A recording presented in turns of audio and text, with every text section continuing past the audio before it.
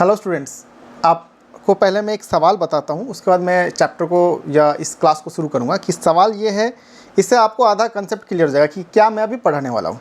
हड़प्पा कालीन वास्तुकला के विशेष पहलुओं की चर्चा कीजिए, 150 शब्द में कीजिए। और इंग्लिश में discuss the salient features of the Harappan architecture. Clue तो मिल गया होगा कि हम लोग किस चैप्टर को शुरू करने वाले हैं, हड़प्पन सिविलाइजेशन को या हड़प्पन सभ्यता को, हड़प्पा सभ्यता, है ना। तो ये किस क्लास में है? क्लास 12 में है। और यहाँ लिखा हुआ है क्लास 12 आर्ट्स हिंदी मीडियम, ठीक है। हिंदी मीडियम वालों के लिए जो भी बोर्ड में आओ, बिहार, यूपी, झारखंड, जो भी बोर्ड के हो, आप इस वीडियो को देख सकते हैं। साथ साथ ये सवाल मैं बताऊं कि ये 2025 में लोक सेवा आयोग जो सिविल सर्विसेज यूपीएससी का एग्ज़ाम, तो आपको मालूम होगा अगर आर्ट्स के स्टूडेंट हो तो, यूपीएससी का ये सवाल है। जीएस पेपर 1 का पहला सवाल है हड़प्पा कालीन में। और ये हम क्लास 12 के बुक से आंसर करेंगे, कैसे आंसर होता है। ये हम पहले इस चैप्टर को पढ़ोगे, आपको बहुत सारा चीज़ क्लियर हो जाएगा। क्यों कहता है कि बेसिक्स आपका क्लियर होना चाहिए 6 to 12, इसीलिए क्योंकि देखो डायरेक्ट सवाल आता है, मेंस में डायरेक्ट सवाल आता है। ये 10 नंबर का सवाल है बाबू, डायरेक्ट आ गया है। आप ये चैप्टर पढ़ोगे, आपको समझ में आएगा कि आंसर कहाँ है। चलो शुरू करते हैं क्लास को।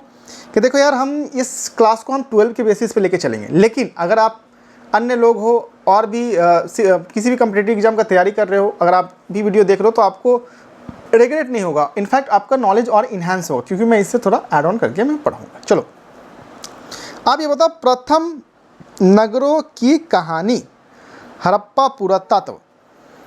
प्रथम नगर क्या कह रहा है, किसके सेंस में कह रहा है? हमारे सिविलाइजेशन, हमारे जो सभ्यता का आरंभ में, जब से मानव सभ्यता है, उसमें सबसे पहले जो नगर कहीं बसा है, उसको हड़प्पा सिविलाइजेशन, हड़प्पा सभ्यता के नाम से जाना जाता है। तो चैप्टर का नाम क्या है कि प्रथम नगरों की कहानी। प्रथम नगरों, बहुत सारे नगर हैं, एक ही नगर नहीं है। हड़प्पा है, मोहनजोदड़ो है ना, लोथल है, कालीबंगा है, अन्य बहुत सारे आपको नगर को पढ़ने को मिलेगा, देखने को मिलेगा। उनकी कहानी, कहानी का मतलब क्या होता है? ये चैप्टर का नाम कहानी क्यों दिया गया? कहानी वही जो सुनी सुनाई बातों या फिर काल्पनिक हो या देख के आके मौखिक रूप से जो बताया जाए, वो कहानी, ठीक है। हमें लिखित नहीं मिली है अभी तक। हड़प्पन सिविलाइजेशन का लिखित तो है, लेकिन उसको हम लोग उजागर नहीं कर पाए हैं, लिपि को। हम लोग आगे देखेंगे, चलिए आगे पढ़िए। हड़प्पा पुरातत्व, हड़प्पा पुरातत्व जो बचा हुआ अवशेष है, हड़प्पा का जो अवशेष है, ठीक है। आपको ये सोचो कि ये नगर जो प्रथम नगर है कब बना? आज से लगभग 4200 साल पहले। और ये 4200 साल पहले की नगर बनी हुई है, इसको हम आज पढ़ रहे हैं। और पढ़ तो रहे हैं, साथ साथ में वो सिविल सेवा, भारत का सबसे जो टफेस्ट एग्जामों में एक आता है, जिससे आप आईएएस, आईपीएस अथवा आईआरएस, अन्य आला अधिकारी के उच्च पोस्ट को आप पाएंगे, उनमें ये सवाल आया है। क्यों आया है भाई, क्या ऐसा है? चलिए इस चैप्टर को एक्सप्लोर करते हैं, समझते हैं क्यों आया है ना। चलो, पहला तो ये कि आप ये फैक्चुअल, हम आपको फैक्चुअल चीज़ को बताएंगे और थोड़ा समझाएंगे, और क्या मेन पॉइंट टू पॉइंट चलेंगे, ज़्यादा छितराएंगे नहीं, ठीक है। तो पहला, ये कौन सा युग कहा जाता है? इसको कांस्य युग कहा जाता है। हड़प्पन सभ्यता को कौन सा युग कहा जाता है? कांस्य युग। कांस्य युग क्या कि कांस्य का ही तब औजार, तुम्हारा खेती का सामान, बर्तन, खाने पीने का जो बर्तन, वो कला में जो भी डेवलपमेंट हो रहा था, जो भी विकास हो रहा था, जो भी चीज़ बन रहा था, वो किसका बन रहा था? कांस्य का बन रहा था। इसलिए इस युग को हम कांस्य युग कहते थे, ठीक है। क्या सवाल आता है एमसीक्यू में कि हड़प्पन सभ्यता को कौन से युग से आप रिलेट कर सकते हो या माना जा सकता है? कांस्य युग हुआ, लोह युग हुआ यानी लोहा का युग, या अन्य युग के बारे में पाषाण युग, ठीक है। तो आप क्या बोलोगे? कांस्य युग। लोहा युग नहीं, कांस्य युग के बाद लोह युग आया है, ठीक है। उत्तर वैदिक काल के बाद से, ठीक है, लोहा का खोज हुआ है। ये हम लोग आगे, अभी हम लोग ब्रॉन्ज युग, अभी हम लोग कांस्य युग पढ़ रहे हैं। इसके बाद हम लोग लोहा का खोज हो जाएगा, लोह युग आगे पढ़ेंगे, ठीक है।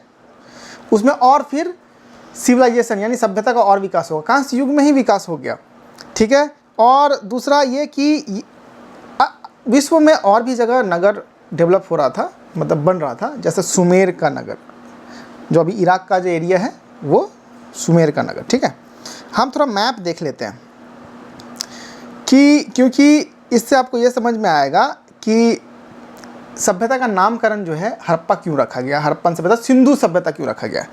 देखो यार क्या हुआ ना कि 1921 में दयाराम साहनी जी जो थे, दयाराम साहनी वो सबसे पहले हड़प्पा का खोज किए। ठीक है, हड़प्पन सभ्यता का खोज किए, वो खुदाई वुदाई किए। ठीक है, हड़प्पा में गए, ईंटा वीटा निकला और थोड़ा थोड़ा और खुदाई किए। किसके नेतृत्व में? जॉन मार्शल के नेतृत्व में। उस समय आर्कियोलॉजिकल सर्वे ऑफ इंडिया यानी भारतीय पुरातत्व सर्वेक्षण के जो डायरेक्टर थे, निर्देशक थे, वो जॉन मार्शल थे। और चलिए भारतीय पुरातत्व सर्वेक्षण के बारे में कुछ डिटेल जान लेते हैं। क्या है ना कि ASI हम शॉर्ट में लिखते हैं। ठीक है, यहाँ आर्कियोलॉजिकल सर्वे ऑफ इंडिया। ठीक है, ये 1861 में बना। ठीक है, भारतीय पुरातत्व सर्वेक्षण 1861 में बना। उसमें जो पहले निर्देशक, पहले डायरेक्टर जो उनको बनाया गया था, उनका नाम था अलेक्जेंडर कनिंघम। किधर के कनिंघम जी? ये रहे, उनकी मैं एक तस्वीर भी डाउनलोड किया था, ये देखो अलेक्जेंडर कनिंघम। ये थे, ये भारतीय पुरातत्व के प्रथम निर्देशक बने। 1861 में बनाया गया भारतीय पुरातत्व सर्वेक्षण, इसमें इनको नियुक्त किया गया निर्देशक के पद पे। और उस समय के वाइसरॉय कौन थे? भारत तो उस समय आज़ाद नहीं था, ब्रिटिश सरकार के शासन में था। 1858 के बाद क्वीन रानी का प्रोक्लेमेशन हो गया था। ये सब हम लोग आगे देखेंगे, हिस्ट्री पढ़ेंगे तो उस समय के वाइसरॉय कौन थे? Lord Canning. ठीक है, लॉर्ड कैनिंग। ठीक है,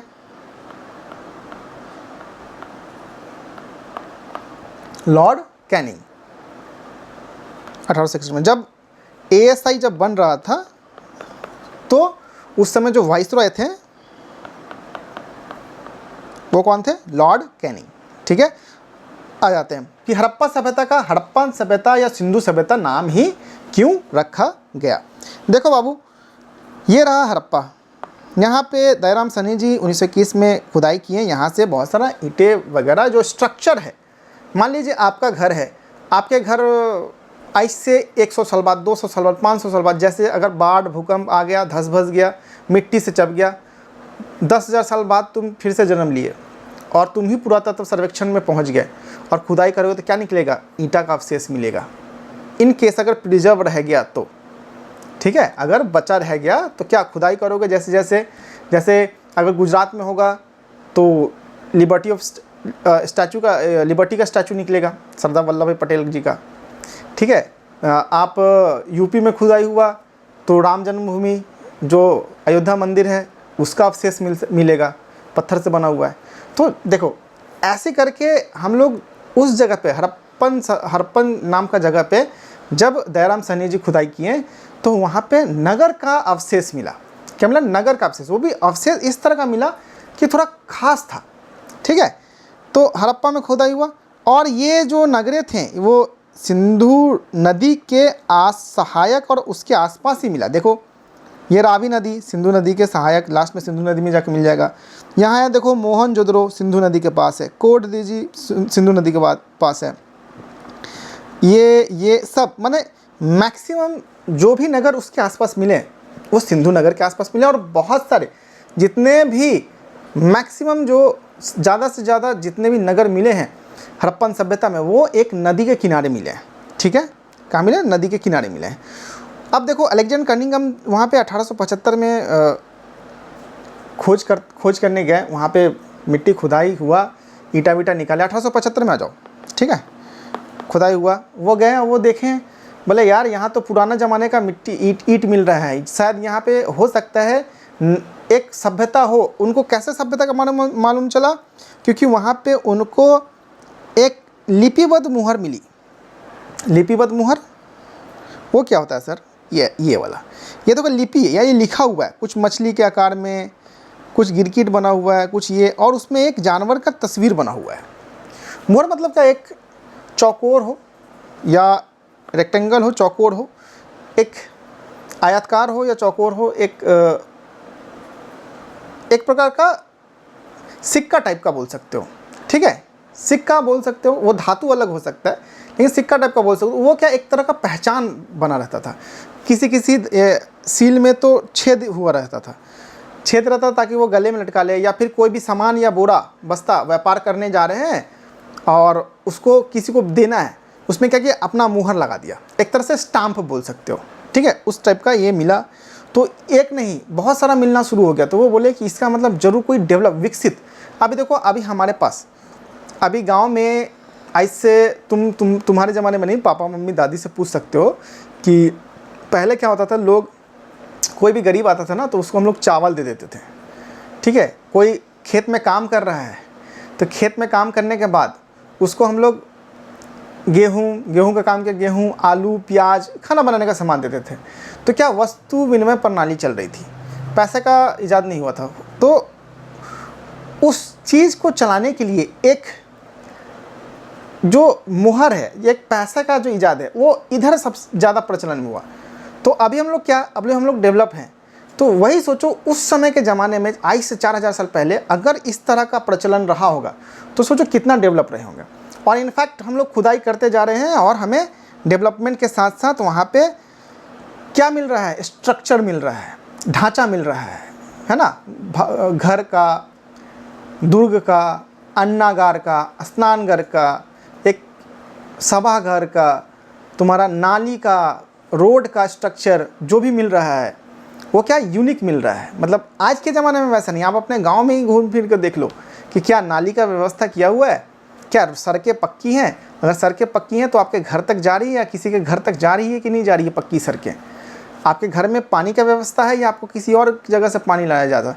ये नल जल लगा है जो पानी का व्यवस्था हो रहा है, तो क्या उसका ड्रेनेज यानी उसका जो निकासी है वो सही जगह जा रहा है या फिर कोई गड्ढे में डाल के आप पानी को डिस्चार्ज कर रहे हो या डाल रहे हो उसमें।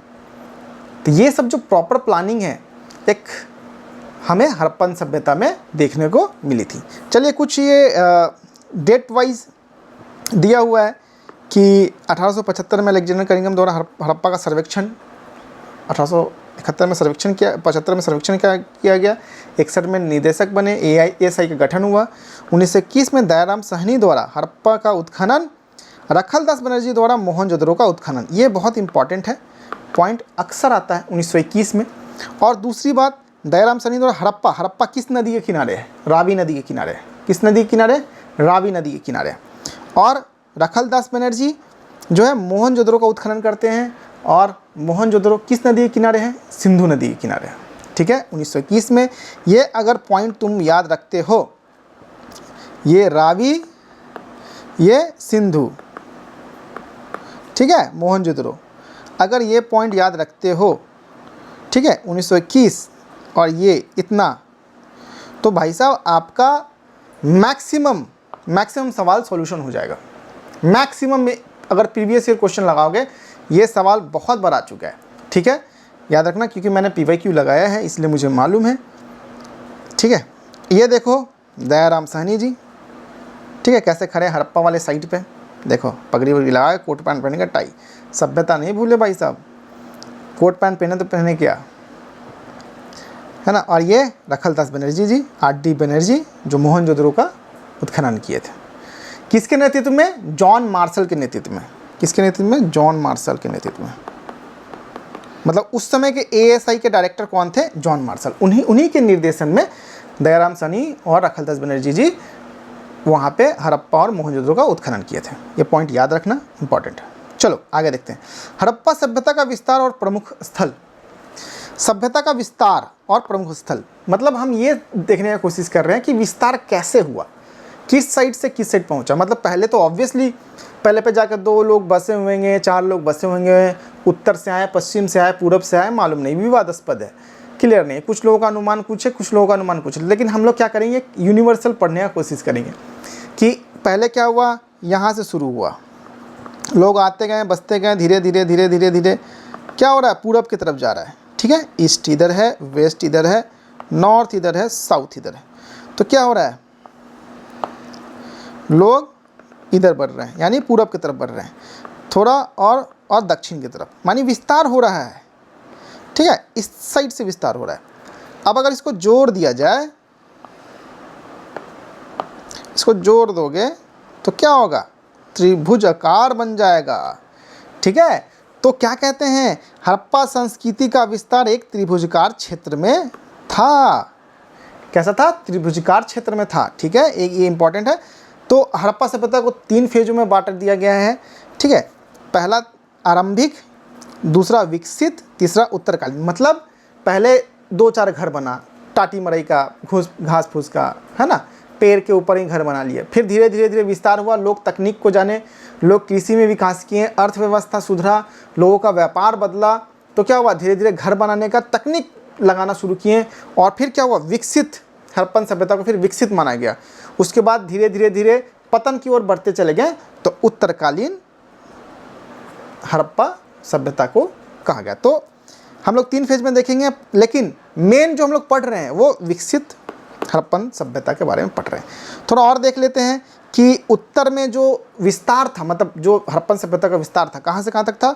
उत्तर में जम्मू से दक्षिण में नर्मदा नदी, नर्मदा नदी इधर में है। ठीक है, उत्तर में, उत्तर नॉर्थ, ठीक है, उत्तर में कौन, जम्मू। ठीक है, उत्तर में जम्मू, दक्षिण में नर्मदा नदी।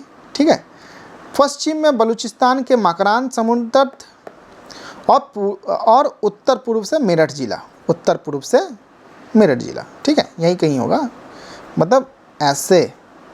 ठीक है, त्रिभुजाकार क्षेत्र, ये याद रखना, ये भी आपका PYQ है। ठीक है, समोसा, समोसा कैसा होता है, त्रिभुजाकार क्षेत्र होता है, त्रिकोण होता है ना। अब स्क्वायर वाला समोसा बनवा के मत बोल देना यार कि सर समोसा स्क्वायर होता है। ठीक है, अब थोड़ा और आगे देखते हैं, प्रमुख स्थल के बारे में देखते हैं। एक और बात, इतना उस समय में, ऐसे 4000 साल पहले जो भी सभ्यता 2600 ईसा पूर्व से 1900 ईसा पूर्व एक कॉमन मानते हैं। इस समय में जो भी सिविलाइजेशन अन्य अन्य जगहों में हो रही थी, जैसे मान लो ये विश्व है, ये भारत है। ठीक है, ठीक है, तो छोटा हो गया यार। ठीक है, ये मान लो यहाँ पे हड़प्पन सभ्यता है, इधर में मिस्र है, चाइना है, मेसोपोटामिया ईरान है। मतलब जितने भी सभ्यता फैली हुई थी उस समय के ज़माने में, सबसे ज़्यादा अगर विकसित या आधुनिकता जिस सभ्यता में था वो हड़प्पन सभ्यता में था। चलो थोड़ा आगे और देख लेते हैं। प्रमुख स्थल, हड़प्पन सभ्यता को प्रथम नगरीकरण कहा जाता है। इसके बाद वाले चैप्टर में महाजनपदाज के बाद द्वितीय नगरीकरण होगा। जो भी इतिहास में प्रथम नगरीकरण हड़प्पन सभ्यता, द्वितीय नगरीकरण हम देखेंगे इसके बाद, लेटर वैदिक पीरियड। ठीक है, उत्तर वैदिक काल के बाद आपका द्वितीय नगरीकरण होता है। तो प्रथम नगरीकरण देखें क्या है, पहली बार नगरों का उदय विकास सभ्यता के अंतर्गत हुआ। ठीक है, और ये देखो विस्तार है, मांदा, दायमाबाद, आलमगीरपुर और सुक्तागेंडो।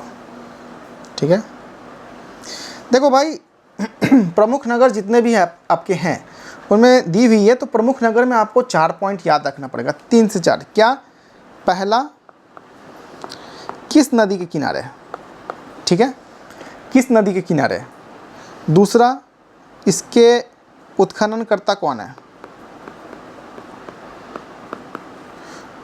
उत्खननकर्ता कौन है, किस नदी के किनारे है।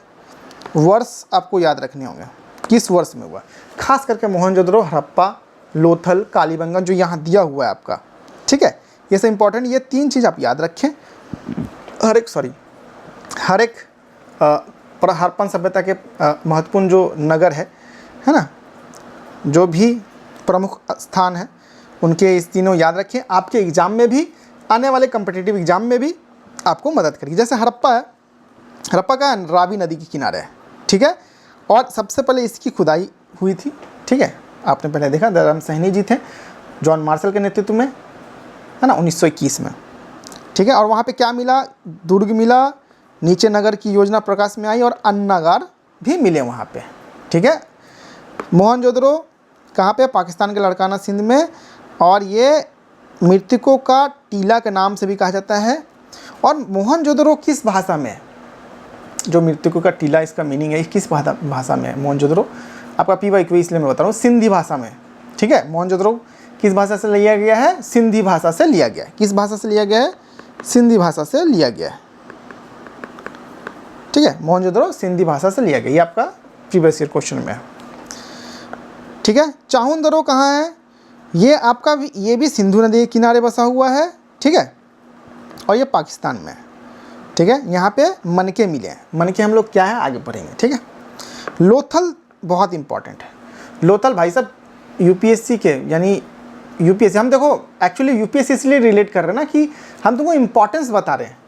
क्लास 12 में आपको जो दिया हुआ है वो आपके यूपीएससी यानी यूपीएससी के एग्जाम के लेवल में आता है। ठीक है, मैं लेवल बता रहा हूँ आपको ताकि आपको समझ में आए कि आपके पास जो किताब है वो कितना इंपॉर्टेंट है। आप 75 को किताब पढ़ लीजिए, ये रेफरेंस बुक वो रेफरेंस बुक, मोटा किताब पतला भी, लेकिन आपका जो बेसिक किताब है क्लास 12, 11, 10, 9 वो कितना इंपॉर्टेंट है इसलिए मैं बता रहा हूँ। ठीक है, मैं नहीं बोलूँगा 100 आउट ऑफ 100 आएगा, बट अगर इन केस 40 मार्क्स भी आता है, 50 मार्क्स भी आता है आपको यहाँ से, तो आप इस 50 में 45 ले आ सकें, 40 में 35 ले आ सकें। और भाई साहब आपको यकीन करना पड़ेगा कि यूपीएससी जैसे एग्ज़ाम में अगर आप 50% प्लस ले आते हो तो आप टॉप कर जाओगे, टॉप कर जाओगे, हाँ टॉप कर जाओगे। ठीक है, चलो लोथल टॉप के रैंक में आ जाओगे। नहीं विश्वास है तो चेक कर लो या कमेंट करो, मैं बता दूंगा।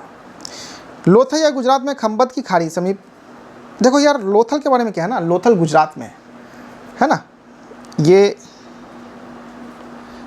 गुजरात वाला एरिया है। तो इस एरिया में नदी वदी ये सब लेके खंबत की खाड़ी गुजरात में, ठीक है, यहाँ लोकेटेड है। ये इतना इम्पॉर्टेंट है कि यहाँ हड़प्पन सभ्यता का अर्थव्यवस्था बहुत ज़्यादा यहाँ से आयात निर्यात किया करता था समुद्र के रास्ते से। यहाँ इसे एक साक्ष्य मिला है। ठीक है, और क्या मिला यहाँ पे, जहाज, व्यापारी जहाज मिले हैं, गोदीबारा मिला है। ठीक है, यानी डॉकयार्ड यानी बंदरगाह। धौलावीरा, धौलावीरा में याद रखना यार, गढ़ी, धौलावीरा में पत्थर का इस्तेमाल बहुत किया गया है। धौलावीरा में पत्थर का इस्तेमाल बहुत किया गया है। ये कहाँ है, गुजरात में। ठीक है, कच्छ के क्षेत्र में, इसी एरिया में। ठीक है, यहाँ पे पत्थर का निर्माण बहुत किया गया है, जैसे गढ़ी के निर्माण में, ठीक है, तुम्हारा नाली के निर्माण में पत्थर का इस्तेमाल अच्छा खासा किया गया। कालीबंगा का मीनिंग है काली चूड़ियाँ, ये राजस्थान में है। ठीक है, और यहाँ पे ये भी घग्गर नदी है, सरस्वती नदी के किनारे बसा हुआ है। और कालीबंगा को हड़प्पन सभ्यता का तीसरा प्रमुख राजधानी कहा जाता है। पहले हड़प्पा, मोहनजोदड़ो और कालीबंगा। क्या है, रही रैंकिंग ना, हड़प्पा और मोहनजोदड़ो के समान हड़प्पा राज्य की तीसरी राजधानी मानी। बनवाली कहाँ है भाई, हरियाणा में। देखो यार ये जो किस राज्य में है, 4, मैं 4 बोला था ना इसलिए 4, चौथा पॉइंट। ये जो इम्पोर्टेंट प्रमुख स्थल है किस राज्य में है, इसके खोजकर्ता कौन है, किस ईयर में इसको खोजा गया और किस नदी के किनारे बसे हुए हैं, और ये किस नदी के किनारे है और किस राज्य में है, ये और भी इम्पोर्टेंट है। इनफैक्ट ये जो आपके 4 एग्जाम्पल दिए हुए हैं, इनमें से मोहनजोदड़ो, चाहुंदरो और धौलावीरा और एक और कोई या ये और ये 3, चाहुंदरो तो था 100%। 4 ऑप्शन दिए थे यूपीएससी एग्जाम में, 4 ऑप्शन में से इनमें से 3 था, 1 नहीं था। और बोला गया था कि इनमें से जो भी हड़प्पा का स्थान है, हड़प्पन सभ्यता के इनमें से जो नहीं है हड़प्पन सभ्यता के प्रमुख स्थल, उनके नाम काट दो, मतलब उनके नाम बताओ। ठीक है, 4 ऑप्शन था, एक था मोहनजोदड़ो, चाहुंदरो, मतलब ये मोहनजोदड़ो, अरे यार थोड़ा गीजे बीच में रुक जाओ। ऑप्शन में था 1 ए, बी, सी और डी में था कुछ भी, मान लो तुम्हारा नाम हरि है, हरिपुर। ठीक है, तो अगर आप प्रमुख स्थल के बारे में हम नाम एक बार पढ़े होते हैं तो आप बोलते ना मोहनजोदड़ो है, चाहुंदरो है, लोथल है, हरिपुर नहीं है, तो D is A correct answer. समझ में आया? ये इसी, अगर ये तुमको इतना ऑप्शन, इतना ही अगर प्रमुख स्थल का नाम याद रहता या याद रहेगा, आने वाले एग्जाम में तुमको मदद करेगा, या फिर वो PYQ सॉल्व करते तो तुमको यहाँ से समझ में आ जाता। चलो आगे देखते हैं। ये जो यहाँ पे नाम दिया, सुक्तोगेंडो, डाबरकोट, कहाँ है, बलूचिस्तान में, कोट दीजी सिंध में, रोपर, बांद्रा, संघोल पंजाब में, राखीगढ़ी हरियाणा में है, आलमगीरपुर, बड़गांव, अम्बखेरी उत्तर प्रदेश में है, रंगपुर, रोजदी, सुरकुंडा गुजरात में। हड़प्पन सभ्यता की उत्पत्ति देख लो थोड़ा। देखो बहुत सारे लोग बहुत कुछ बोलते हैं, कुछ बोलते हैं द्रविडियंस वहाँ पे आए, द्रविडियंस आए, वहीं से सेटल हुए, शुरू ऊपर से फिर नीचे की ओर घसकते चले गए। कुछ कहते हैं कि ये आर्यन समाज के हैं, है ना, ऋग्वेदिक सभ्यता के लोग ही वो हड़प्पन सभ्यता के थे। बहुत सारे लोग, बहुत सारा बात है, विवादास्पद है, इसलिए हम ज़्यादा नहीं इस पर छेड़छाड़ करेंगे। चामुंडरों को देख लो, धोलावीरा ये देखो, ठीक है, पत्थर मिल रहा है तुम लोग को, पत्थर दिख रहा है, ईंटा दिख रहा है कि पत्थर दिख रहा है? अरे ईंटा दिख रहा है कि पत्थर दिख रहा है? ये सब ईंटा एक समान आकार में है, पत्थर देखो, पत्थर दिख रहा है धोलावीरा। ये मोहनजोदड़ो है, ये लोथल है, ठीक है। चलिए आगे देखते हैं। हड़प्पा सभ्यता की तिथि, हड़प्पा सभ्यता की तिथि में ये एक इम्पॉर्टेंट डेट है, इसको याद रखना, जो किताब में है, और इसी के आसपास 2500 से 1800, 2600 से 1900, ये एक कॉमन मतलब जो भी आधुनिक अनुसंधान के द्वारा आधार पर इसे माना गया है। नगर निर्माण एवं भवन मोहनजोदड़ो के विशेष संदर्भ में, ठीक है। नगर निर्माण एवं भवन मोहनजोदड़ो के संदर्भ में। नगर निर्माण क्या है और भवन? देखो भाई, सबसे पहला बात, नगर निर्माण के बारे में पूछे, भवन के बारे में पूछे, तो नगर निर्माण, जो नगर है जिसका निर्माण, नगर कैसे बनता है? बहुत सारे घर होते हैं, घर चाहिए, बहुत सारे घर, सड़क, नाली, है ना, कोई तुम्हारा सभागार, विशिष्ट भवन में बाजार, है ना, ये सब चाहिए। ये 3-4 चीज़ बहुत इंपॉर्टेंट होता है। अन्नागार, जहाँ पे अनाज रखा जाए, स्नानागार, ठीक है, ये सब मिलके एक नगर का निर्माण किया गया था हड़प्पन सभ्यता में। ये 4-5 पॉइंट याद कर लो तो आपको मैक्सिमम याद रहेगा। क्या कि नगर का निर्माण, अगर नगर का निर्माण कैसा, और योजनाबद्ध नगर निर्माण, सुनिश्चित योजना के द्वारा नगर का निर्माण किया जा रहा है। और भवन कैसे बनते हैं, ये सब में पकी हुई ईंट का इस्तेमाल किया गया था। ये याद रखो कि हड़प्पन सभ्यता के नगर निर्माण में पकी हुई ईंट को लगा के निर्माण किया गया था, ठीक है। ये कॉमन पॉइंट है। देखो मैं इसलिए बता रहा हूँ ताकि आपको थोड़ा याद रह सके, पूरा चीज़ तो याद करना टफ है। आप एक बार लेक्चर सुन रहे हो तो आपको ऐसा हो कि हड़प्पन सभ्यता से कोई भी सवाल आए तो आप लिख के आओ, बिना लिखे नहीं आओ, ठीक है। हड़प्पन सभ्यता के नगर निर्माण में पकी हुई ईंट का इस्तेमाल होता था।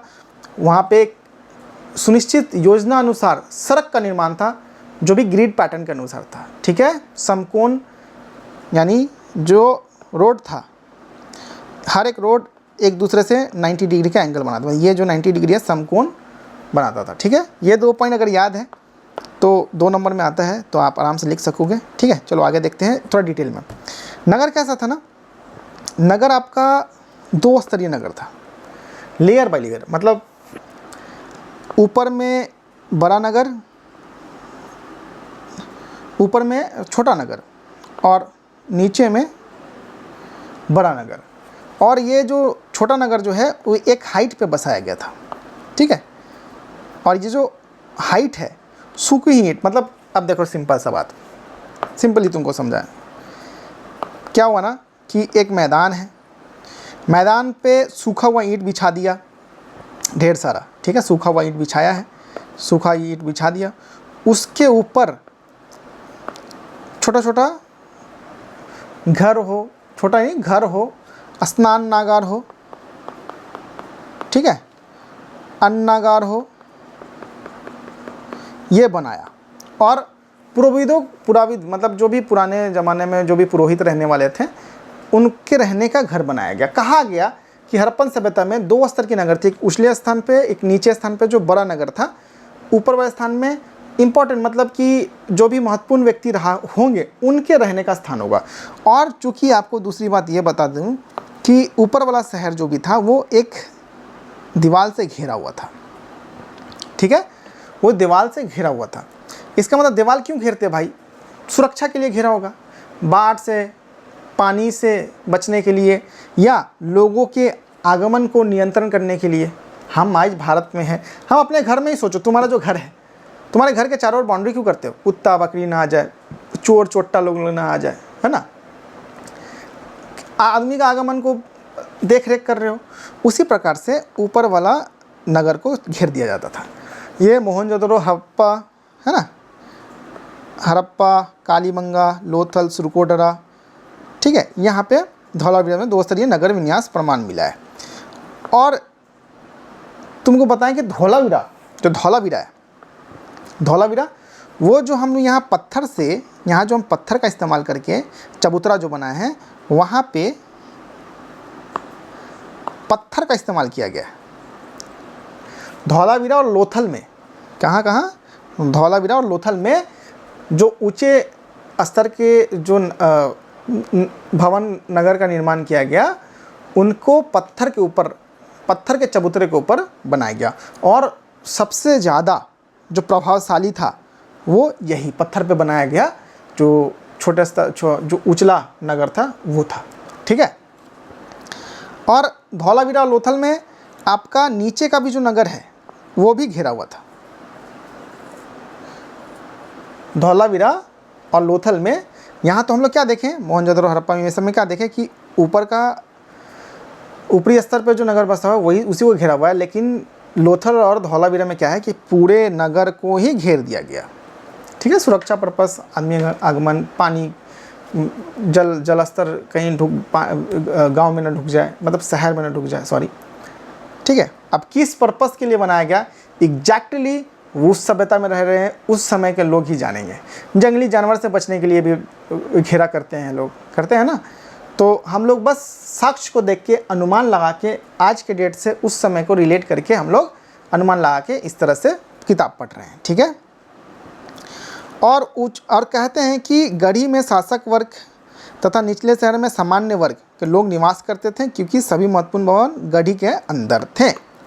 अब देखो, मोहनजोदड़ो का विशाल स्नानागार मिला है और उस स्नानागार का 12 मीटर लंबाई है, 7 मीटर चौड़ाई है और गहराई 2.5 मीटर है, ठीक है। और ये मोहनजोदड़ो का जो विशाल स्नानागार है, ये कहाँ बना है? स्नानागार कहाँ बना है? दुर्ग के ऊंचे वाले स्तर में कि नीचे वाले स्तर में? ऊंचे वाले स्तर में, ठीक है। कहाँ में बना है? दुर्ग के भीतर। और कैसा है आकार में? आयताकार आकार है। 2 पॉइंट याद रखो, 1 नंबर यही मिल गया अगर 2 नंबर में आया तो। और ये चौड़ाई लंबाई अगर याद नहीं है फिर भी चलेगा, दूसरा पॉइंट में लिख देना कि हम लोग स्नानागार में ऐसे गोता नहीं लगाते थे, सीढ़ी से उतरते थे। और सीढ़ी कहाँ था? उत्तर में और दक्षिण में। मान लो एक साइड से उतर रहा है, उत्तर से उतर रहा है, पानी में घुस रहा है, और पानी में जो फर्श था स्नानागार का, वो कैसा? पकी हुई ईंट से बनाया गया था। किससे बनाया गया था? सावधानी बरती गई थी, पकी हुई ईंट से, ठीक है। और उत्तर से उतरता था, या उत्तर में एक सीढ़ी था और दक्षिण में एक सीढ़ी था। पकी हुई ईंट की फर्श थी और बहुत ही सावधानी से बनाई गई थी। स्नानागार के तीनों ओर, जैसे ये है, तीनों ओर एक 2 मंजिला रूम तैयार किया हुआ था, कमरे बने हुए होंगे, ठीक है। और उनमें हो सकता है पुरोहित लोग रहते हों। और इसमें पानी कहाँ से आता था? ठीक इसके जलाशय के तीनों ओर कमरे बने हुए थे, समय पुरोहित रहते थे, ठीक है। एक कमरा, एक बड़ा कुआं जिसका जलाशय में जल आता था। हम एक्चुअली देख रहे थे उत्तर दक्षिण बताया नहीं है, ठीक है। एक कुआं एक कमरे में बना हुआ है, उसी से पानी जलाशय में आ रहा है, ठीक जलाशय का पानी नाली में जा रहा है। इस तरह से साइकिल भी हो रहा है, रिसाइकल भी हो रहा है, पानी भी आ रहा है, मस्त स्नानागार हो गया, ठीक। और एक और, मतलब उत्तर में जो उत्तर दिशा था, उस उत्तर दिशा में 8 छोटे छोटे कमरों में जलाशय बने हुए थे, ठीक है। स्नान घर बने हुए थे, 8 छोटे छोटे, 8 कमरों में स्नान घर बने हुए थे, ठीक है। 8 छोटे स्नान घर बने हुए थे, छोटे स्नान घर बने हुए थे, ठीक है। और उनसे जो पानी निकलती थी, एक गली में नाली बना हुआ था, उसमें पानी निकास होता था। तो ये जलाशय किस काम के होंगे? हो सकता है मतलब पावन, किसी को पवित्र होना हो, जलाशय से गुजरते होंगे। पुरोहित ऊपर में बना हुआ, तो कॉमन लोगों को तो एक्सेस नहीं होगा, मतलब कॉमन लोगों के लिए, जो नीचे स्तर में लोग रह रहे हैं, जो आम आदमी है उनके लिए तो नहीं, लेकिन हाँ हो सकता है अनुष्ठानिक या कोई अनुष्ठान होता होगा, कोई पर्व त्यौहार होता होगा तो वहाँ लोग जाते होंगे पुरोहित द्वारा गंगा में जैसे डुबकी लगा के पुण्य पाप पुण्य ना, हो सकता है उस तरह का ही हो। देखो ये आर्किटेक्चरल ड्राइंग है, ठीक है, वास्तुकला का। वास्तु तो कितना प्लान है, देखो कितना लंबा स्ट्रेट आ रहा है, यहाँ कुआं देखो, ये देखो उतरने का जगह, मतलब कितना परफेक्टली डिज़ाइन किया हुआ है। इसीलिए यूपीएससी जैसे एग्जामों में इसके सवाल आते हैं, वो भी वास्तुकला आर्किटेक्चर के बारे में, ठीक है। आगे देखो अभी क्या कहते हैं, और एक चीज़ और, धौलावीरा अक्सर सवाल आता है कि विशाल जलकुंड कहाँ मिला है, हड़प्पन सभ्यता में विशाल जलकुंड कहाँ पाया गया है, तो वो धौलावीरा में पाया गया है, ठीक है। विशाल जलकुंड पाया गया है, सिंचाई की व्यवस्था भी यहाँ पे दिखाई दी गई है धौलावीरा में, ठीक है। सॉरी, अन्नागार के बारे में पूछ रहा है। देखो भाई अन्नागार क्या होता है, अन्नागार जहाँ पे अनाज रख सके, बड़ा सा भवन जिसका हाइट के बारे में तो नहीं दिया है, लेकिन हाँ 45 मीटर 45.72 मीटर लंबा, अब 15.23 मीटर चौड़ा, लंबाई चौड़ाई दे दिया है, हाइट के बारे में नहीं, लेकिन हाँ बड़ा सा विशाल क्या है, ये अन्न रखने का जगह पाया गया है। हड़प्पा में क्या पाया गया, छोटा छोटा 6 चबूतरा पाया गया है, अन्न रखने का जगह। क्या था ना कि मेसोपोटामिया जैसे शहर में ना, मेसोपोटामिया जैसे सभ्यता में, वहाँ पे जो भी अन्न मिलता था, चाहे वो कर के रूप में हो या एक्स्ट्रा अनाज उग गया हो, तो लोग कहाँ रखते थे, कोल्ड स्टोरेज में न रख के, अभी तो कोल्ड स्टोरेज है ना, वो लोग मंदिर में रख दिया करते थे। कहाँ रखते थे, मंदिर में।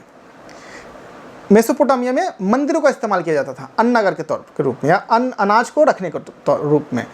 लेकिन मोहनजोदड़ो में कहाँ था, एक अन्नागार बनाया गया था। हड़प्पा में कहाँ एक अन्नागार, छोटे छोटे 6 चबूतरे के अन्नागार बनाए गए थे, जिसका ये रहा लंबाई चौड़ाई 15.23 इंटू 6.09, ठीक है, एनफ है। और हाँ एक चीज़ और, अन्नागार के पास खुले फर्श कतारों में 2 कतारों में ईंटों के वृत्ताकार चबूतरे मिले, मतलब गोल चबूतरा मिला है, ताकि वहाँ पे अगर मान लो धान है, पटक पटक के धान को छुड़ाए, गेहूँ को पटक पटक के निकाले। अब थ्रेसर मशीन तो था नहीं, होगा नहीं, होता तो साक्ष्य मिलता, क्योंकि अब थ्रेसर मशीन होगा भी कैसे, लोहे का ईजाद नहीं हुआ था, लोहा नहीं मिला था तब तक, कांस्य का था, ठीक है। विशिष्ट भवन भी दिखा है। विशिष्ट भवन मतलब क्या कि एक खंडर मिला है, विशाल भवन का खंडर मिला है, 20 खंभों पर टिका हुआ, जैसे 20 खंभों पर टिका हुआ, जैसे देखते हो पेठिया में जाते हो, एक भवन टाइप का बना रहता है, उसमें जाओ सब्जी खरीदो, या पंचायत का भवन में देखते हो बड़ा सा भवन रहता है, उसमें पंचायत होता है, मीटिंग होता है, शादी का हॉल रहता है। उसी तरह से एक साक्ष्य मिला है, 20 खंभों पर टिका हुआ था, और ये मुख्य बाजार माना गया, ठीक है, और कुछ भी मान सकते हो, मुख्य बाजार माना है। लोथल की गोदीवारा, देखो यार गोदीवारा मतलब क्या, एक विशाल जलकुंड प्रकाश में है। लोथल यानी गुजरात खंबत की खाड़ी पढ़े ना अभी, लोथल, ये भी इंपॉर्टेंट है। वहाँ क्या है ना, 218 मीटर लंबा, 37 मीटर चौड़ा, 3.3 मीटर गहरा एक नाला मिला है, ठीक है। एक पैसेज मिला है, नाला मिला है, या आप बोलो उसके ऊपर शेड बोलो, जो बोलना है बोलो, और बगल में गोडाउन मिला है, ठीक है। वहाँ पे क्या ना और ये पक्का ईंट का बना हुआ, ये क्या है, एक पक्का ईंट का बना हुआ। अब वहाँ क्या है ना, बहुत सारा मनका मिला है, बहुत सारा मुहरें मिली हैं, ठीक है। और ये जो रास्ता बना हुआ मिला है, ठीक है, पानी में, तो ऑब्वियसली आपको मैं दिखाऊं थोड़ा, शायद लोथल ऊपर ही रह गया, हाँ एक सेकेंड, तब आपको समझ। देखो ये जो नाली है, ये जो नहर है, ये इस तरह से बनाया गया, और यहाँ पे आके है ना नाव, देखो नाव से जितने भी सामान, मतलब जो ईरान भेजना हो, यूरोप भेजना हो, अभी कैसे, अभी तो एरोप्लेन आ गया है यार, उस समय पनिया जहाज़ था, ठीक है, उस पनिया जहाज़ के द्वारा जाता था। तो पनिया जहाज़ को, बड़ा जहाज़ को अपने तरफ लाने के लिए नाला नहर का तैयार किया। वहाँ से तो नदी सिंधु नदी के द्वारा आ गया, सिंधु नदी के द्वारा आते लोथल में आया, लोथल में एक्सचेंज हुआ, मन के मुहर लगा, उसके बाद वहाँ से फिर मेसोपोटामिया सुमेर जाया करता था, ठीक है। ये है लोथल का गोदीवारा, ठीक है। इसका हाइट लंबाई चौड़ाई देख लिए, यहाँ पे बहुत सारे मुहर मिले हैं, इसका मतलब व्यापार एक जगह से दूसरी जगह होता था, ठीक है। एक आवासीय भवन कैसा बनता था यार, ये देखो आवासीय भवन घर कैसा है तुम्हारा, हमारा, पहले के ज़माने में गांव में अगर देखोगे तो गांव में एक बड़ा सा घर में आंगन रहा करता था।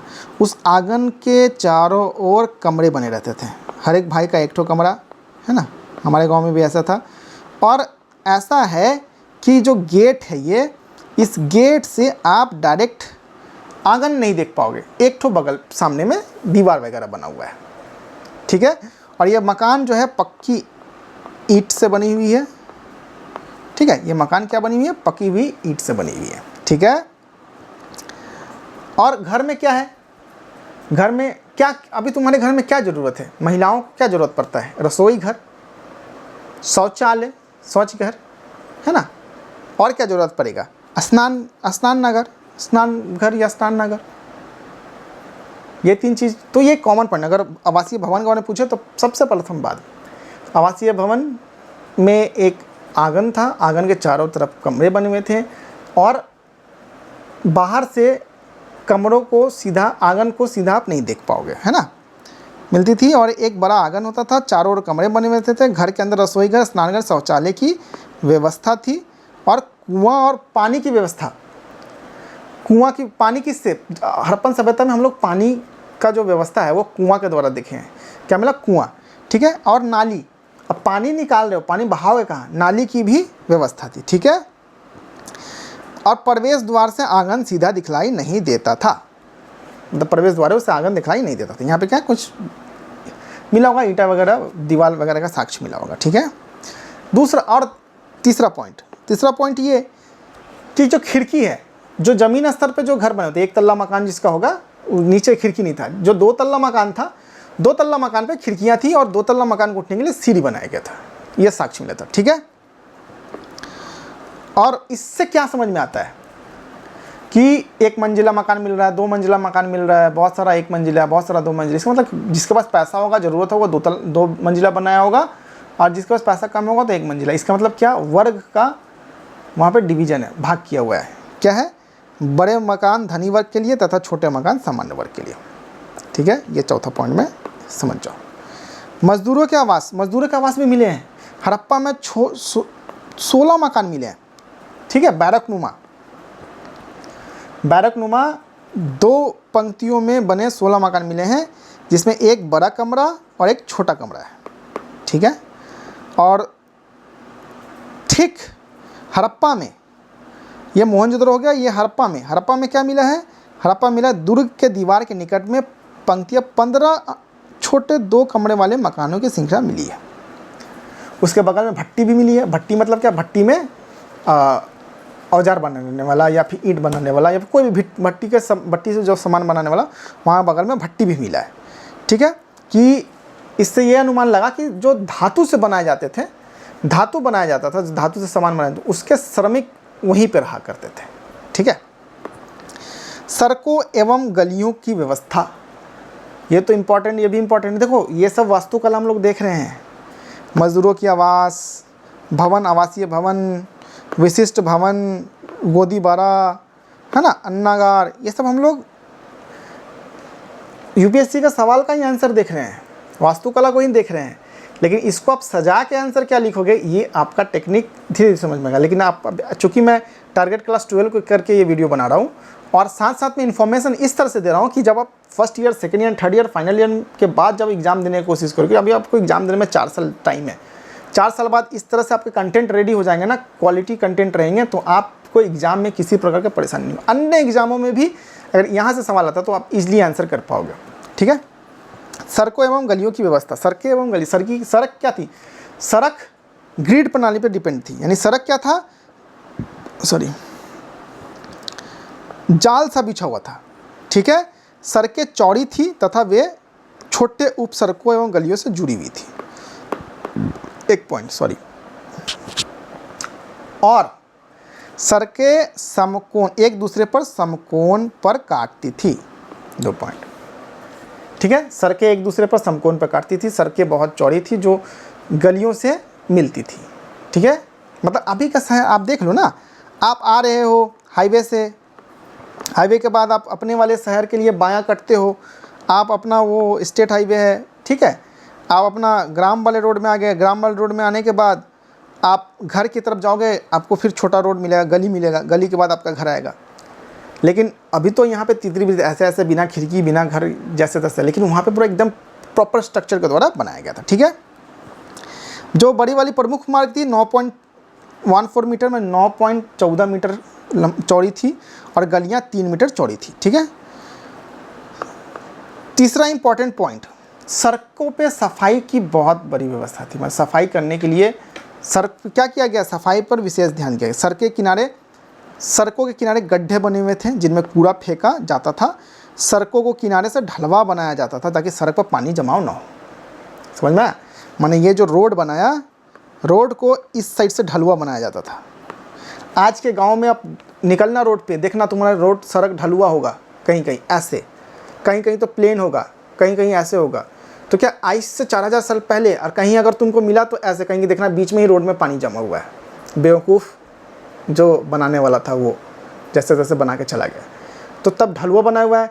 आज के डेट में तुम देखो तुम्हारे सड़क के किनारे कूड़ा कचरा फेंका हुआ है, तब सड़क के किनारे गड्ढा बना दिया जहाँ था, ताकि लोग उसी में गड्ढे में ही कूड़ा कचरा फेंके, ताकि सड़क साफ़ करने वाला आए और गड्ढा से कचरा निकाल के चला जाए।